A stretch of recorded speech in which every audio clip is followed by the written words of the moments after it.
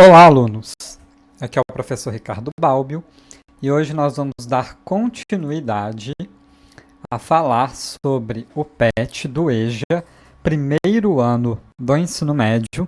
E agora, nessa parte 2, nós vamos dar sequência a partir da semana 5.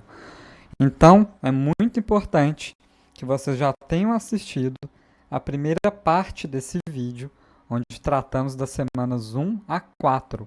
Lembrando que o PET do EJA, ele é feito por cada professor, ao contrário das turmas regulares, em que é um PET único para toda a rede pública, né, do estado de Minas Gerais.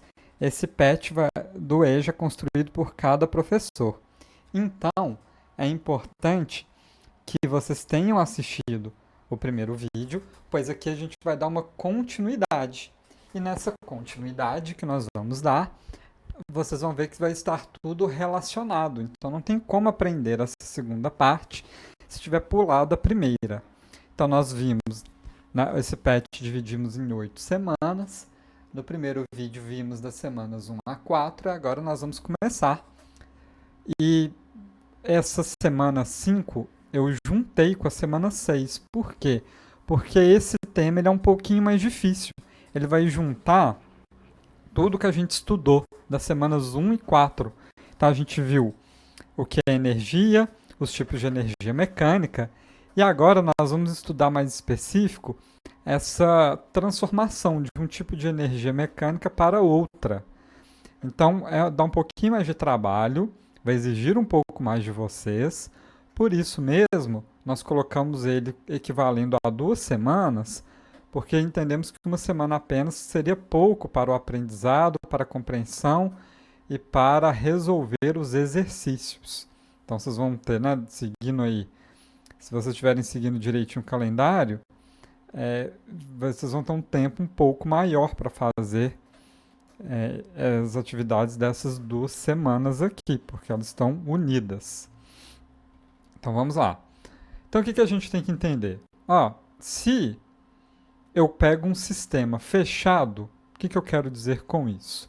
Eu vou desconsiderar as perdas de energia que acontecem na vida real. Por exemplo, o atrito, a energia que se perde gerando calor. Então, se você friccionar uma mão na outra, ficar esfregando uma mão na outra, vai esquentar. Por quê? Porque tem um atrito ali, desse atrito gera calor, depois esse calor se dissipa. Isso é energia se perdendo.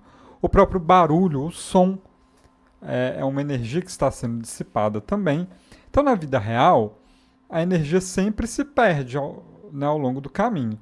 Mas para efeito didático, de aprendizado, quando a gente está estudando os exemplos, a gente desconsidera o atrito, desconsidera as outras formas de dissipação de energia. E quando estamos no modelo ideal, a energia mecânica sempre se conserva.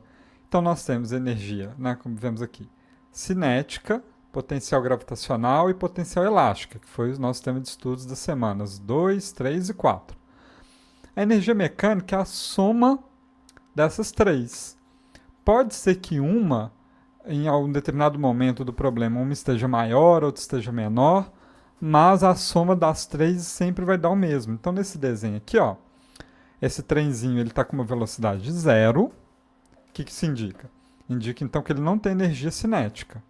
Mas ele tem uma altura, tá vendo? Então ele tem energia potencial gravitacional. E não tem energia elástica aqui, né? Potencial elástica.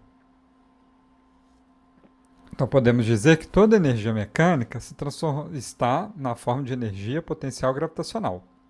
Ele começa a descer. Então vai diminuindo a energia potencial gravitacional, vai aumentando a velocidade, com isso vai aumentando a energia cinética dele. Quando ele chega aqui, nesse solo, já não tem mais energia potencial gravitacional, ele desceu tudo que tinha para descer, então toda energia potencial gravitacional transformou-se em energia cinética. E aí ele vai seguindo com a velocidade até que ele comprime essa mola. E quando ele comprime essa mola ao máximo, a velocidade dele se torna 0. Ele não tem energia potencial gravitacional, porque não tem altura. Então, ele não tem energia cinética também, porque a velocidade foi para 0. Ele vai ter só energia potencial elástica, da mola comprimida. Quando essa mola tende a voltar para sua posição inicial de equilíbrio, ele empurra o trenzinho de volta, adquire velocidade, sobe o morro e volta aqui para cima. Então tá vendo que esse sistema ele fica indo e voltando e as energias vão se transformando uma na outra, mas a energia mecânica conserva. Se fosse na vida real, ia ter atrito aqui, né, com o chão. Então, a cada vez que ele descesse, ele ia subir menos. E descia e subia menos até que uma hora ele ficaria parado, porque a energia sendo pouco a pouco dissipada. Mas num contexto onde não tem essa perda de energia, ele ficaria sempre assim, subindo e descendo sem parar. Então, a energia mecânica é a soma da energia cinética mais as duas energias potenciais. E aí também, quando a gente está considerando que existe forças dissipativas, como o atrito e tudo mais, mesmo que eu não consiga de imediato compreender quais são, mas se eu pegar a energia mecânica final menos energia mecânica inicial, eu vou saber o tanto que se perdeu. Então, quando eu estou num exemplo real, onde eu considero que tem perda de energia, é só fazer essa subtração. Por quê? Tinha a inicial, um pouco dela se perdeu.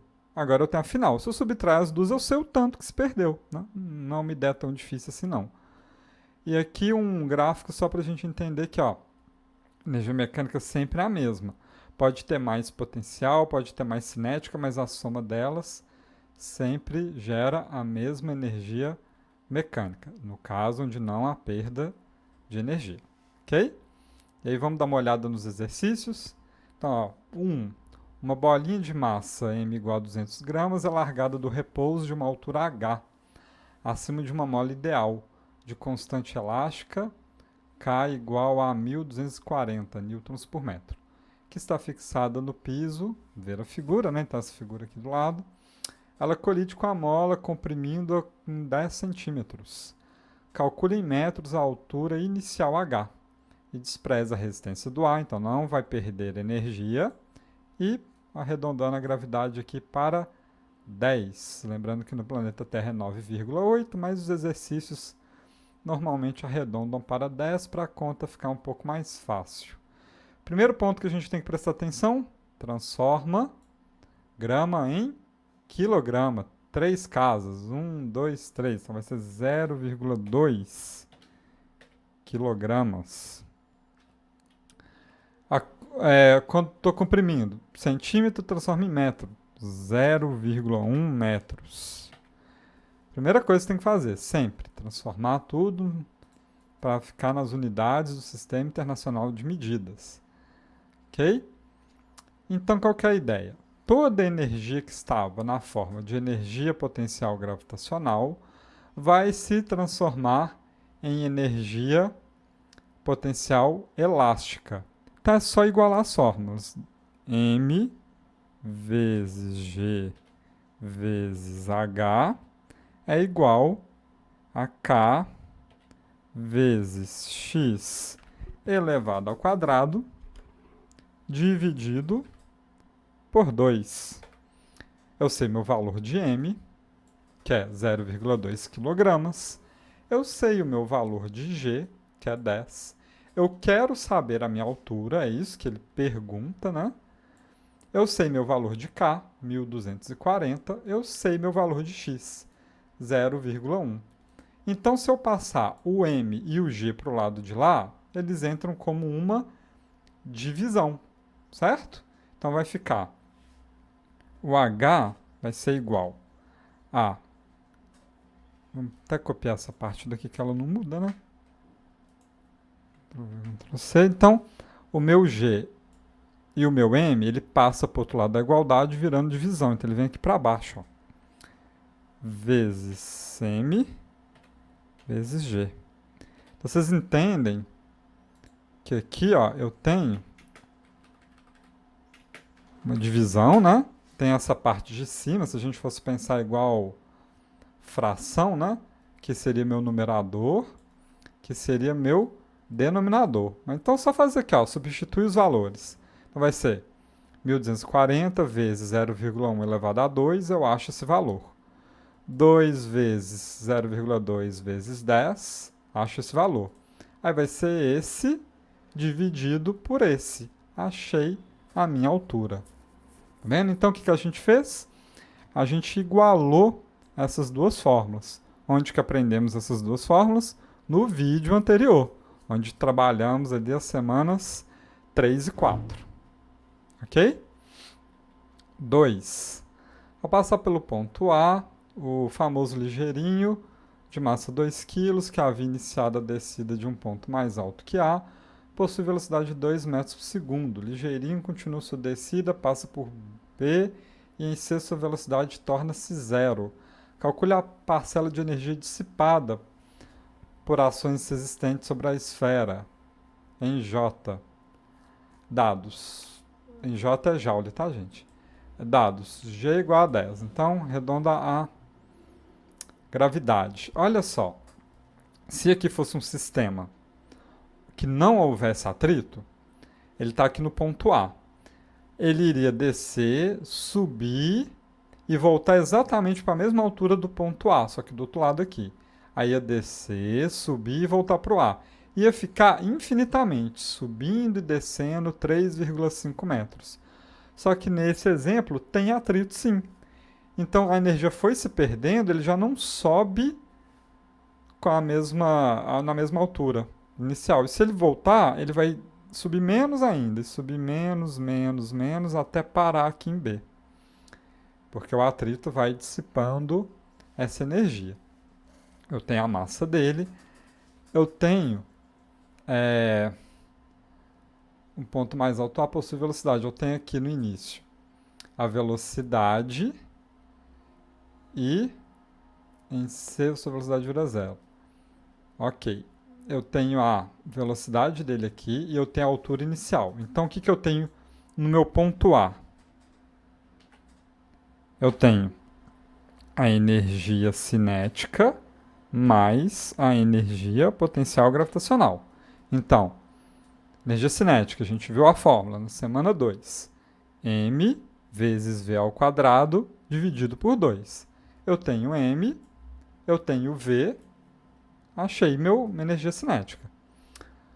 Qual que é a minha energia potencial gravitacional? mgh. Eu tenho M, 2, eu tenho G, 10, eu tenho H, 3,5. Somei esses dois, achei minha energia em A.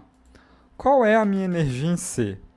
Em C, a velocidade é zero. Então não tem energia cinética, só tem energia potencial gravitacional. M, 2 vezes G, 10 vezes o H, 3. Que é o H aqui em C. Se eu fizer A menos C, porque o A vai ser maior que o C, com certeza, né? Eu estava numa altura maior e ainda tinha cinética. Aqui eu estou numa altura menor e não tenho cinética. Então, com certeza, a energia em A é maior que a C. A subtração desses dois, eu descubro a parcela de energia dissipada. Energia que se perdeu, que foi embora devido ao atrito. Então, assim que se resolve essa questão. 3. Na presença da atmosfera terrestre, um projétil lançado verticalmente para cima perde parte de sua energia devido às forças viscosas do ar. Atrito com o ar, né? Faz com que esse projétil lançado para cima vai perdendo energia. Tal perda pode ser minimizada, tornando o projeto mais aerodinâmico. Caso fosse possível eliminar uma perda de 40 kJ neste processo, devido a essas melhorias aerodinâmicas, de quanto aumentaria aproximadamente a altura atingida de um projétil de 10 kg lançado verticalmente para cima? Admita que a aceleração da gravidade não varie, seja igual a 10 metros por segundo ao quadrado. Então, alguns pontos aqui. Se você olhar o formato de uma bala de revólver, vocês vão ver que ela tem uma pontinha na frente, né? Por que ela tem esse formato? Por que ela não é um cilindro completo? Porque com aquela pontinha, o atrito com o ar vai ser menor. É disso que ele está discutindo. Ó. Se eu pego um objeto que tem aerodinâmica, que tem um formato que diminui a resistência com o ar, eu perco menos energia com atrito. Aí ele quer saber o seguinte, olha, se eu atirar com um projeto, né, lançar, porque que nem fala que é uma arma, mas lançar um projétil qualquer que não tem aerodinâmica, ele sobe uma altura. Se eu mudo o formato desse projétil e deixo ele aerodinâmico, ele vai subir mais. Quanto mais ele vai subir? Ó, com essa minha mudança, eu consigo transformar então a energia cinética em potencial gravitacional 40 kJ a mais. Então esse é o tanto a mais que ele vai subir. Vamos lembrar aqui, o K quer dizer o quê? 1000. Lembra, por exemplo, quilograma? 1 quilograma é 1000 gramas. Então esse K na frente de qualquer unidade é 1000, sempre. É uma forma de, em vez de escrever 40.000 joules, você escreve 40 quilojoules. Em vez de escrever 10.000 gramas, 10 quilogramas. Essa é a nossa unidade de medida. Então, o que nós temos que fazer? Nós vamos fazer um processo inverso. Ó. Eu tenho uma velocidade do projétil que foi atirado que vai se transformar em altura dele subindo, até ele chegar numa determinada altura que a velocidade é zero, aí ele começa a cair. Então, uma energia potencial gravitacional é massa vezes altura vezes gravidade. Nesse caso, não me interessa a condição inicial do projétil sem aerodinâmica. Ele não me dá dados, ele não quer saber sobre isso. Ele quer saber na segunda parte, quando eu mudei meu projétil e agora ele tem um outro formato aerodinâmico. Nesse caso, ele vai ter mais 40.000, né, ou 40 kJ a mais de energia.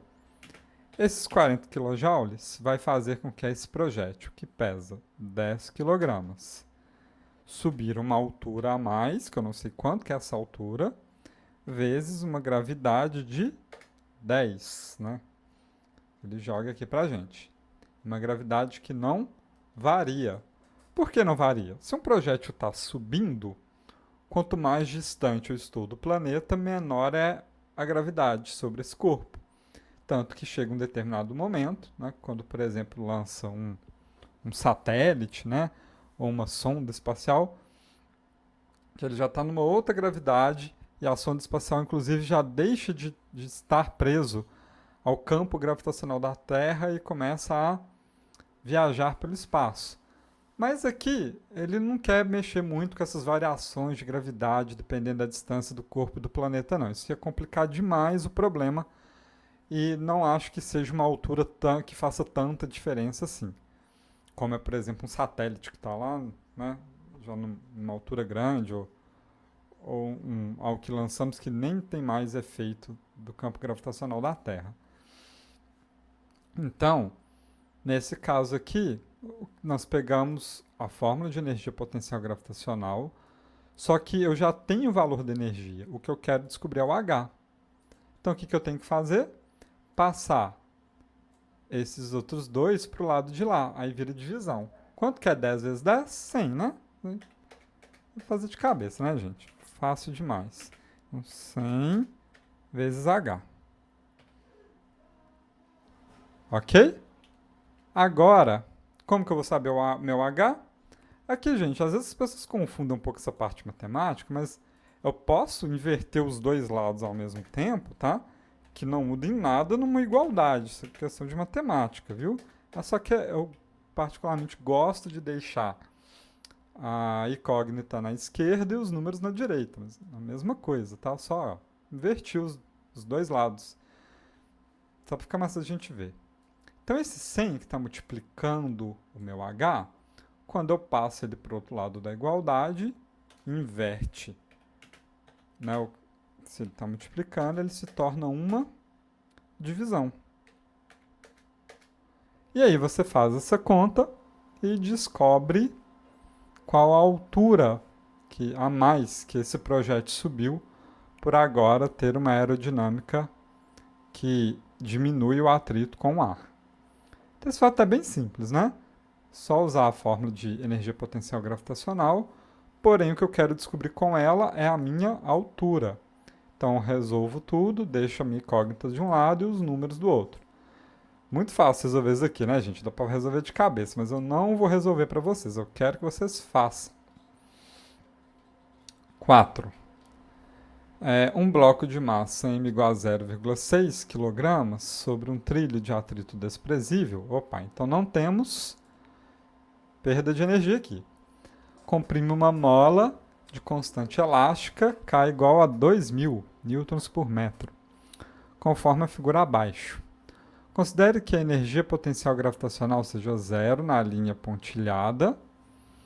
O bloco, ao ser liberado, passa pelo ponto P, H igual a 0,6 metros, onde 75% de sua energia é cinética. Considere G igual a 10, calcule a compressão X na mola. Que conta tanto de coisa, né? É por isso que, coloquei só 4 exercícios e são 2 semanas juntos, porque eu sei que tem que pensar um pouquinho mais, demora um pouco mais para entender, mas vocês vão ter bastante tempo para resolver essa questão. E nesse vídeo eu ainda vou dar as dicas aqui, tenho certeza que vocês vão conseguir fazer. Então vamos lá. Eu tenho um objeto comprimido por essa mola, ele solta. Ele desce e ele sobe. Quando ele sobe aqui, ele ainda tem velocidade, tá? Quanto que é essa velocidade? 75% da energia total é cinética aqui. Aí com isso você acha a velocidade. Calcule a compressão X da mola. Então, a gente vai misturar aquelas 3 fórmulas. A fórmula de energia cinética, de potencial gravitacional e potencial elástica. Qual que é a primeira coisa que você tem aqui? Energia potencial elástica. Eu tenho meu M e eu tenho meu K. Então, é kx ao quadrado sobre 2. Eu não tenho meu x, ok? Mas, o que eu sei? A energia potencial elástica, nesse início do meu problema, é a mesma coisa que minha energia mecânica. Quando eu solto o meu objeto daqui, todas as transformações que vão acontecer de energia, no final das contas, se eu somar todas, vai dar o mesmo valor dessa energia inicial aqui, potencial elástica. Porque olha só, aqui não tem potencial gravitacional, né, não tem altura, e não tem energia cinética, porque ainda não tem velocidade. Essas duas só começam a acontecer, tá vendo? Quando ele desce, sobe, e aqui ele tem velocidade também, ele tem altura e velocidade. Então, a minha energia mecânica, ou seja, a minha energia total do sistema, é a mesma coisa que K, que a gente sabe o valor, que é de 2.000, vezes x ao quadrado, aí isso é justamente o que eu vou ter que calcular, vou pôr x minúsculo, dividido por 2. Ou, para ficar mais fácil de escrever, multiplicado por 0,5. É exatamente a mesma coisa, né, gente? Matemática simples isso daqui. Ok. Beleza. Disso daqui, eu sei que lá no final eu vou ter energia potencial gravitacional de M, G, H, e eu tenho esses 3 valores, não tem? M, 0,6. G, 10. H, 0,6. Então, eu calculo isso daqui com muita facilidade, né? 10 vezes 0,6 vezes 0,6. O primeiro 0,6 é da massa, o segundo é da altura. Eu tenho meu valor de energia potencial elástica. Mais o que eu tenho que calcular? A energia cinética, né? Mais a sua energia cinética, que vai ser 75%, passa pelo ponto 1, 75% de sua energia cinética. Então, 75 sobre 100, 75%, vezes esse início daqui, ó. Tá vendo? Isso é o meu ponto P, a energia mecânica no meu ponto P, que é igual à minha energia mecânica inicial, porque não teve perda por atrito. Então, a energia mecânica no ponto inicial, chamado de I, né? Fica mais fácil. Minha energia mecânica inicial é igual a minha energia mecânica no ponto P, porque não, o atrito é desprezível, não teve atrito. Então, isso é igual a isso. Nu, que conta grande que vai dar? Vai sim, mas muito fácil de fazer. Já vamos substituir aqui, até para ficar mais fácil de visualizar. O K é 2000, né? 2000 aqui. 2000 aqui. Beleza. Então, minha energia inicial é igual à minha energia final. Igualei os dois. Veja bem, a partir daqui, não tem mais um problema de física. Eu tenho um problema de matemática. Fazer conta, gente, ó. 0,5 vezes 2000, ou seja, 2000 dividido por 0,5 vai dar 1000, né? 1000 vezes x ao quadrado. Do lado de lá, aí vou ter que usar a calculadora, né? Fazer de cabeça aqui. Bom, vai ser 60 vezes 0,6 mais 75%, que seria 0, andar aquela casa aqui, 0,75, vezes 1000 também, né? Porque olha só, esse 2000 já multiplico com isso daqui, ó. Vezes 1000 vezes x ao quadrado. Tá vendo? Agora fazer as continhas matemáticas, ir simplificando, passando o número para um lado, deixando o x do outro, até isolar o valor de x. Ok. Nisso daqui agora nós temos essas continhas, que não são difíceis de fazer, né, gente? Olha só. 0,75 vezes 1000 é 3 casas, né? Então, vou ter que ficar copiando tudo de novo. Aqui, ó, em vez disso, vai ser 750, né? Eu dei 3 casas aqui. Agora eu passo isso daqui para o lado de lá. Se aqui está somando, do lado de lá vira uma subtração, né? Deixa eu ver aqui como é que a gente faz. Você tem que entender que eu estou digitando enquanto seguro meu microfone. Então, eu digito só com uma mão, por isso está mais devagar aqui. E aqui é menos, né? Então, ó, passei isso para o outro lado, virou menos. Então, vai ser 750, 200, né? 1000, porque tá vendo que os dois estão multiplicados por x ao quadrado? Então, continha de matemática. 1000 menos 750. 250 vezes x ao quadrado. Igual a 60 vezes 0,6. 6 vezes 6, a gente sabe que é 36, certo? Aqui tem uma vírgula, aqui tem um zero, então vai dar isso mesmo, vai dar 36. Essa multiplicação. E aí, meu x vai ser igual a o x ao quadrado, né?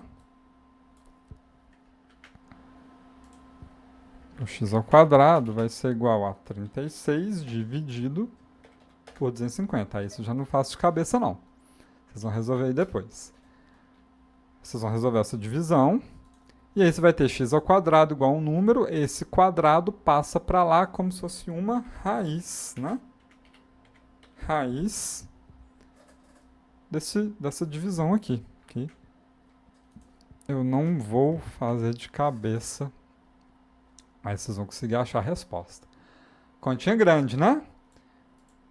Utilizamos aqui energia potencial elástica, gravitacional. Não usamos diretamente a fórmula de cinética, mas a cinética é 75% da inicial. Igualamos tudo, aí virou matemática. Ó, fui resolvendo continha matemática até achar o meu valor de x. Eu sei que essas questões são um pouquinho mais difíceis, por isso mesmo que eu pus só 4, por isso que eu juntei 2 semanas, mas é importante que vocês aprendam. O mais importante da física é vocês saberem transformar, né, uma energia em outra. Fazer essas contas com problemas que misturam mais de um tipo de energia. Aí vocês vão achar o valor de x, que vai estar em metros, né? E aí vocês vão me dizer, vai dar um número pequeno? Vai. Justamente porque esse x normalmente ele contrai uns centímetros, né? Ele contrai muito pouco. Então tem que dar um número pequeno aqui, já que a nossa unidade está em metros, tá?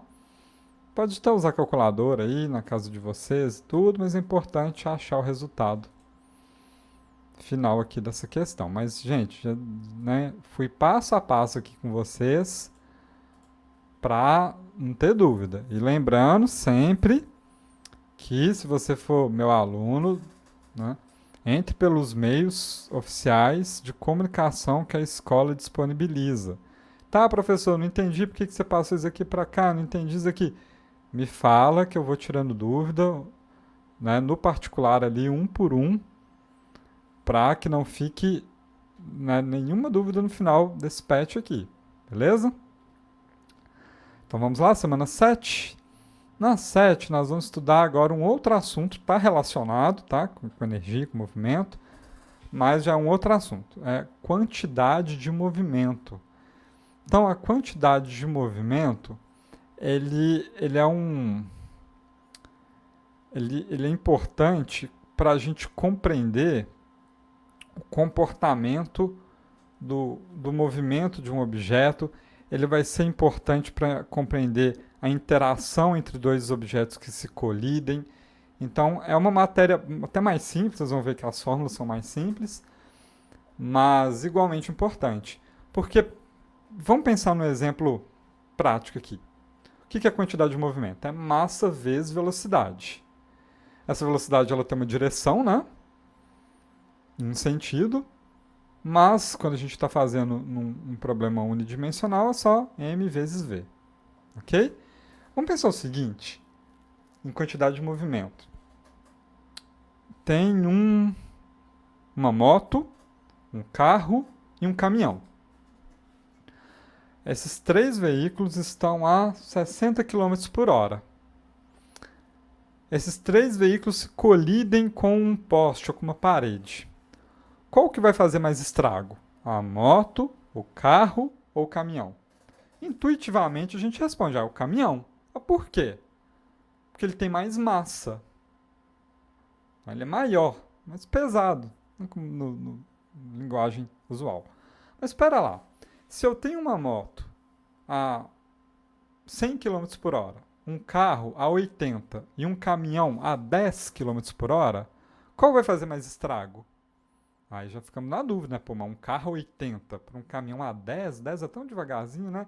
Você já começa a não saber responder tão intuitivamente. Mas se eu faço essa multiplicação da massa pela velocidade, eu sei minha quantidade de movimento. Isso está muito ligado com a inércia, né? Com o tanto que ele vai, quão difícil vai ser parar esse objeto. Entende? E pensa o seguinte, tem uma colisão de 2 carros.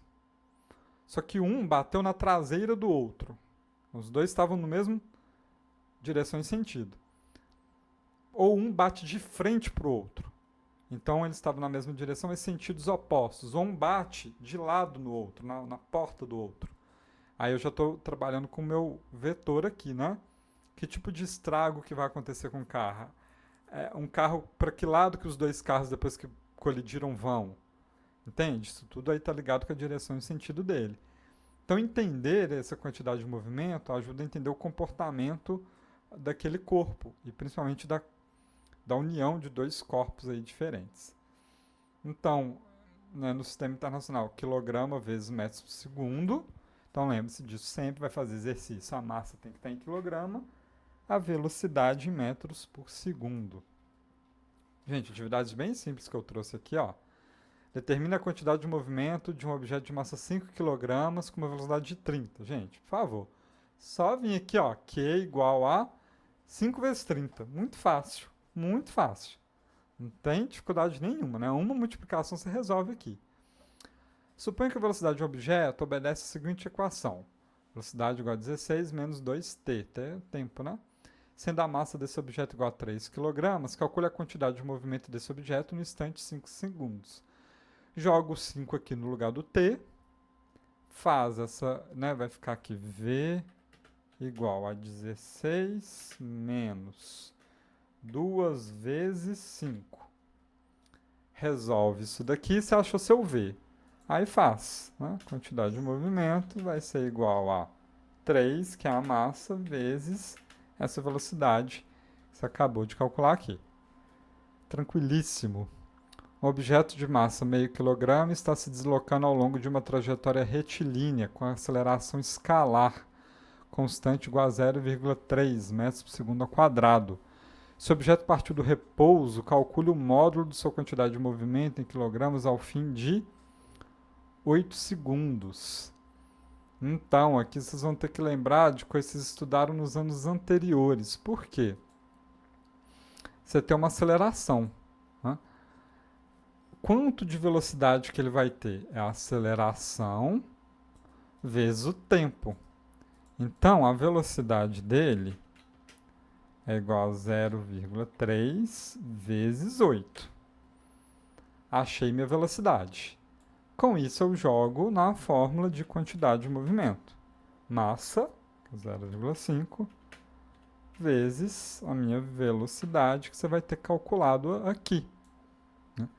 Então, para pensar. Um carro está pisando no acelerador. Quanto mais tempo ele fica pisando no acelerador, mais a velocidade dele vai subir. Né? Que é um objeto menorzinho, né? Mas a ideia é a mesma, gente. Velocidade, aceleração vezes o tempo. Tá? O que vocês acham? 4. Um veículo de 0,30 kg parte de um repouso com aceleração constante. 10 segundos após encontra-se 40 metros da posição inicial. Qual o valor da quantidade de movimento nesse instante?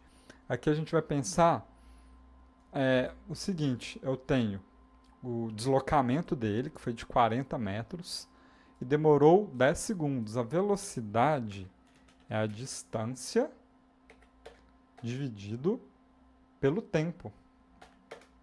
Tanto que, olha aqui, a velocidade não é dada em metros por segundo. Foi isso que eu fiz aqui, né? Metros por segundo. Achei minha velocidade. E aí, quantidade de movimento, 0,3 vezes a velocidade que você vai ter acabado de calcular aqui em cima. E por último, determine em quilogramas vezes metros por segundo, ou seja, a quantidade de movimento, né, o valor da quantidade de movimento dos seguintes corpos. Aí, ó, gente, só fazer multiplicação. 0,4, né, massa vezes essa velocidade. Um automóvel de 1 tonelada. 1 tonelada é 1.000 quilogramas, tá, gente? E 72, que você vai ter que fazer com a velocidade, converter para metros por segundo. O que eu já ensinei no vídeo anterior. Certo? Aí faz a multiplicação de 1.000 vezes a velocidade que você vai ter calculado.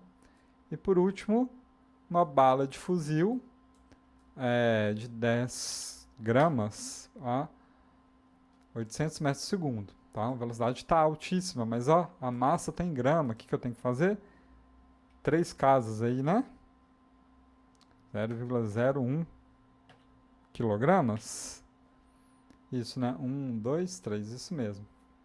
Então, 0,01 vezes 800. Esse vai achar a quantidade de movimento da letra C. Bem mais fácil, né, gente, que as atividades aí da semana 5 e 6. Por isso que aquela outra semana eu coloquei 2 juntas, mas essa daqui, ó, gente, facílimo. E a última semana, né, chegamos aí, final do bimestre, impulso. vamos entender o que é um impulso. Então, gente, qual que é a diferença de eu encostar numa bola para eu chutar uma bola? Né? Qual que é a diferença de eu estar num jogo de futebol, de eu dar um toque na bola para passar a bola para o meu companheiro, de eu chutar ela para o gol? Eu coloco uma força maior naquela bola num instante de tempo muito curto, né? O tempo que meu pé está encostando na bola, ele é muito curto, né? E aí a bola sai com aquele impulso. Se eu quero só dar um toquinho pro meu companheiro de time, eu coloco uma força menor. Se eu quero chutar pro gol e que o goleiro não consiga pegar, eu boto uma força grande. Mas o mais importante disso tudo é que o tempo que meu pé fica encostado na bola é muito pequeno. Isso é o impulso, né, que faz esse objeto adquirir tão rapidamente uma velocidade. Esse impulso é a minha força vezes meu ΔT. O que é meu ΔT? É o tempo que ficou encostado, né? Por exemplo, meu pé na bola. A unidade de medida é newtons vezes segundos, porque força é dada em newton, tempo é dado em segundo, né? E isso está intimamente ligado com a nossa semana que a gente acabou de estudar, que é a quantidade de movimento. Então, a minha diferença de quantidade de movimento é igual ao meu impulso. Então, quantidade de movimento, massa vezes velocidade. Então, a bola, vamos supor que a bola está rolando, né? A bola está em movimento, mas agora eu vou chutar ela para o gol. Então, chutei. Aí ela adquiriu uma nova velocidade, né? Agora está com uma velocidade muito maior ainda em direção ao gol. A massa dela continua sendo a mesma, né? Se eu faço a diferença dessa velocidade agora que ela tem indo em direção ao gol, com a velocidade que ela estava antes de eu ter chutado, é o seu impulso que ela recebeu. Percebe? Então, está diretamente ligado, porque esse meu impulso pegou aquele objeto e deixou ele com uma velocidade muito maior, num instante de tempo muito curto. Tanto que aqui, ó, a primeira atividade justamente vai ser de um jogo de futebol. Tá? Então, durante o jogo de futebol, o jogador chuta a bola, aplicando sobre ela uma força de intensidade igual a 5 vezes 10 elevado a 2. O que é isso? Vezes 10 elevado a 2. 10 elevado a 2 é igual a 10 vezes 10, que é igual a 100. O nome dessa matéria, gente, é notação científica, a matéria da matemática. Tá? Então, se vocês não estão lembrados, joguem no Google, notação científica. Dá uma olhada, relembra essa matéria, porque muitas grandezas na física são escritas dessa forma, 10 elevado a alguma coisa. Tá? 5 vezes 100 é 500, né? Então, no final das contas, o que ele está me dizendo? Tem uma força igual a 500. Ah, mas por que não escreveu 500? Por que escreveu 5 vezes 10 elevado a 2? Porque tem coisas na física que é tipo assim, 5, 3, 2, 0, 0, 0, 0, 0, 0. Imagina eu escrever isso. O que eu faço? Não. Ó, conto o número de zeros, ó. 1, 2, 3, 4, 5, 6, 7, 8, 9, 10, 11, 12, 13, 14, 15. Aí eu escreveria assim, ó. 5,23 vezes 10 elevado a 15. Eu nem sei escrever elevado, porque aqui no meu teclado, vou pôr assim, elevado a 15. Você pode escrever elevado assim também, tá, gente? Tio 15. Porque aqui no meu teclado só vai até o 3, para aparecer o número pequenininho, bonitinho aqui. Mais 10 elevado a 15. Então, em vez de eu escrever esse número enorme, eu escrevo ele compacto, assim, ó. 5,23 vezes 10 elevado a 15. Por isso que essa matéria de notação científica é importante, tá? Joga no Google aí, ó. Ou no YouTube, né? Notação científica matemática. Assiste uma aulinha, relê a matéria, porque isso vai ser muito importante ao longo de todos os 3 anos de física, tá? Então vocês têm que estar com isso fresco na memória. Então vamos lá, a força dele é igual a 500 e o intervalo de tempo é 0,1. Então qual que é o impulso? O impulso que ele recebeu é de 500 vezes 0,1. Muito fácil, né? Vamos para 2. Uma força de 6 newtons atuando sobre o objeto em movimento altera sua quantidade de movimento em 3 kg por metro ao segundo. Durante quanto tempo essa força atuou? Então, o impulso é força vezes o delta, que é aquele triângulo, né? Tem ele aqui em algum lugar, se eu for procurando lá nos símbolos.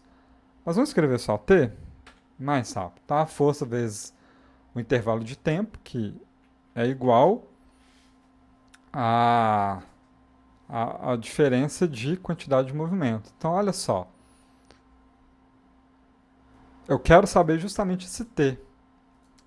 E eu sei que teve uma variação de 3, né, o ΔQ. Então, o impulso, que é força vezes tempo, força eu sei aqui que é 6, né?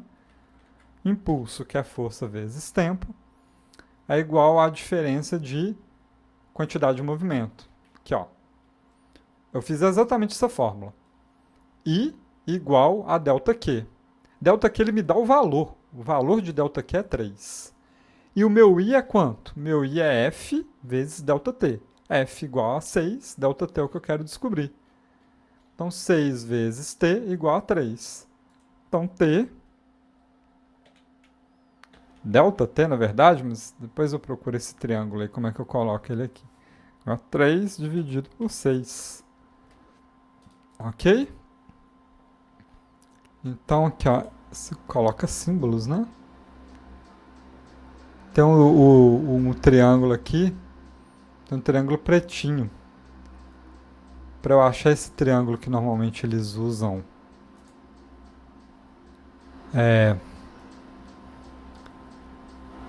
aqui, vou demorar um pouquinho mais. Aqui, ó, achei. Acho que eu coloco ele insert. Aí, conseguimos. Fica mais certinho, né, gente? Então é 6 vezes ΔT igual a quantidade de movimento. Então, o que eu fiz aqui? Impulso igual a ΔQ. O impulso é F vezes ΔT e o ΔQ, ele já me falou que vale 3. Ok? E aí vocês resolvem isso aí certinho. Muito fácil. Uma bola de 0,5 é chutada para o gol, chegando o goleiro com velocidade de 40 metros por segundo. E rebatida por ele, sai com velocidade de 30 metros, numa direção perpendicular ao movimento inicial. Calcule o impulso que a bola sofre graças à intervenção do goleiro. Então, eu tenho o inicial, o impulso vai ser o ΔQ, né? I igual a meu ΔQ. Eu tenho minha massa inicial e eu tenho a minha velocidade inicial. Depois eu tenho a massa continua a mesma e a velocidade final. A diferença dessas duas é o meu impulso. Só que esse impulso ele foi dado numa direção perpendicular. O que é perpendicular? Vocês lembram? É 90 graus, né? Com a inicial. Então, forma um ângulo, né, de 90 graus com a velocidade inicial. Isso não vai mudar muito nossas contas, não. Mudaria no máximo o sinal, né, do impulso ser positivo ou negativo. Mas isso não é algo que eu preciso que vocês se preocupem agora, não. O importante é entender isso daqui. O I vai ser igual a 0,5 vezes 40 menos 0,5 vezes 30. Perceba que se eu trocar a ordem, só vai mudar se o resultado é positivo ou negativo, que vai dizer da direção. Mas, novamente, essa questão agora da direção, né, de ser negativo e ser positivo, não é o que eu estou me preocupando muito. Eu quero que vocês aprendam a questão escalar, só o resultado final. Então, eu pus assim, porque aí vai dar positivo mesmo, não tem problema nenhum. Essa preocupação de positivo e negativo, a gente vai ter isso depois. Eu preciso ensinar outros assuntos primeiro, preciso ensinar vetor para vocês, para daí a gente se preocupar com positivo e negativo. Agora eu quero que vocês aprendam somente a conta mesmo, sem se preocupar tanto se o sinal final vai ser positivo ou negativo. O importante é o valor. Ok? 4. Uma força de 5.000 newtons é aplicada a um objeto de forma indefinida, produzindo um impulso de módulo 1.000 newtons por segundo. Sabendo que a força é horizontal e para a direita, determina o tempo de contato. Então, gente, aqui, mesma coisa, né? 5.000 vezes o meu ΔT é igual a 1.000. Ou seja, né, meu impulso de 1.000 é igual a força vezes ΔT. Jogo 5.000 para o outro lado, dividindo. Né? Então, ΔT vai ser igual a 1.000 dividido por 2, 3, 5.000. Ok? Bem simples também. Só isso. Acabamos aqui. Então, vocês verem que também não é um assunto muito complicado, não. Como eu disse, depois a gente vai estudar melhor vetor, para entender melhor essas setinhas. Ela está indo para a direita, para a esquerda, para cima, para baixo. Mas agora eu quero que vocês foquem só nos números mesmo, nas unidades aqui. Isso é o mais importante que eu preciso que vocês aprendam agora.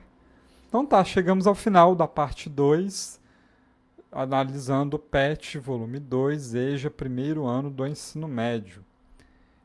Novamente, se ficou alguma dúvida, entre em contato comigo pelos meios oficiais de comunicação da escola. Mas é importante dizer que eu não quis dar o resultado de nenhuma questão, porque eu quero que vocês façam. O processo de vocês fazerem é muito importante para o aprendizado. Mas eu tenho certeza que esse vídeo vai ajudar aí a dar essas dicas necessárias para ninguém ficar perdido na hora que estiver fazendo o PET. Ok, pessoal? Então é isso. Muito obrigado e até a próxima.